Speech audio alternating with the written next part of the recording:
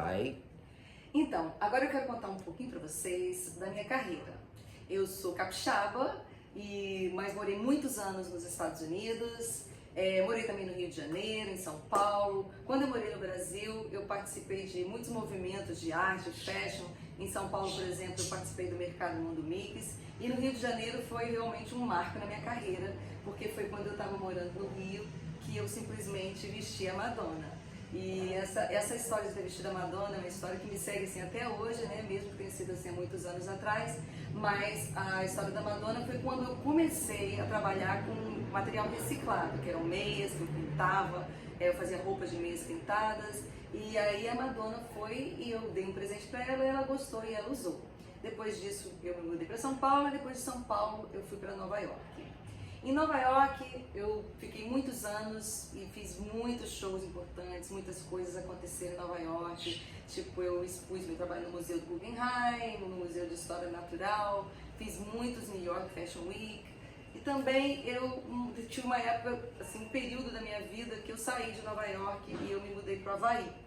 E no Havaí foi uma fase assim muito legal, uma fase assim que eu me reconectei muito com a natureza, e foi uma fase assim muito produtiva também de saúde, de arte, mas também de fitness, mas também foi assim uma fase muito mais parecida com o Brasil, né? Que eu sentia muita falta do Brasil quando eu estava em Nova York.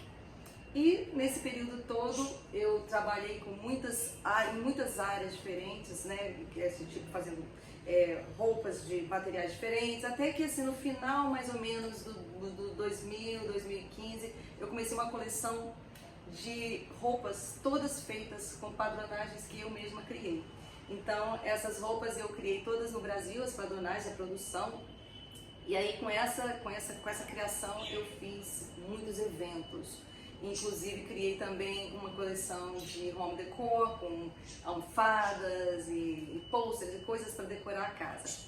Então hoje eu me vejo assim como uma artista que tem muitas dimensões. E a minha última ideia foi que no período da quarentena que eu vim para Guarapari, que eu me mudei para Guarapari agora, né? Que eu, depois desses anos todos morando em tudo quanto é lugar, eu tive vontade de dar uma parada, de voltar para o meu posto seguro, que é Guarapari, cidade que eu adoro. E foi em Guarapari que eu comecei a criar uns pesos pintados, gente. Foi assim, imagina, eu assim, trancada dentro de casa, nessa quarentena, e assim, já tava ficando meio deprê, mas tinha uma única coisa que eu podia fazer, que era malhar, que é a minha nova grande paixão. Eu malho todo dia, e eu podia ter o meu personal vindo me treinar em casa, né? Não fico em casa, eu ficava em casa, mas eu treinava. E aí, um dia eu